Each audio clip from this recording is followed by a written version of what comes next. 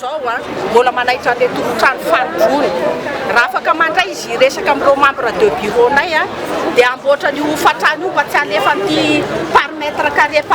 carré ty mafy ane zany par mètre carré zany eritreretinareo fotsiny fa raha ataontsika hoe ity no atao 70 000 par mètre carré efa million tafakatra hatrany 4 million ny hofatran'olona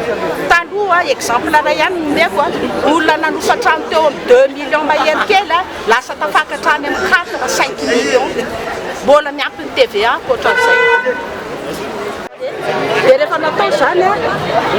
natao ny hofatrano taloha dia natao ny hofatrano taty arina lasa tafakatra hatrany amin'ny presque efa 100% ny hofatrano dia nefa ny amin'izao fotoana izao raha mahita le crise mbola tsy mivaky tena sahirana mihitsy ilay mpivarotra nefa io fivelomany dia lasa ohatrany hoe mba mitady firesahana amin'ilay patron zay nefa ny patron tsy mandray mihitsy an'ireo le membre de bureau-nay ireo dia malahelo zay efa indroa amin'ity zay zao mba nanao fanairana azy nefa toa tsy mety lesaka aminay mihitsy ka malahelo mihitsy zay fa tsy mety le ohatran'izay fa tokony mba hifanaja sady tokony mba ho hitany koa nefa crise amin'izao fotoana dia engavianay koa le patron mba hijery ao amin'ny camerany ao hoe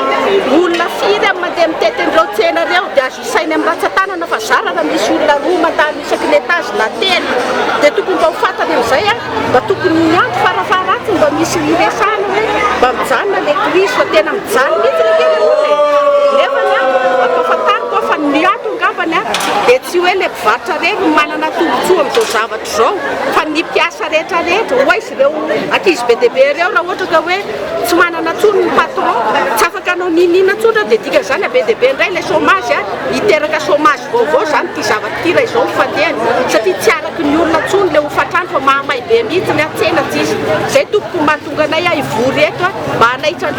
le tompon'ity tsena ty mba hijery ny mpivarotra fa tsy avy anao jadona fotsiny hoe zany tompony tsena dia zany zao satria raha miala koa ngamba zay mba mety marary ihany koa izy hitady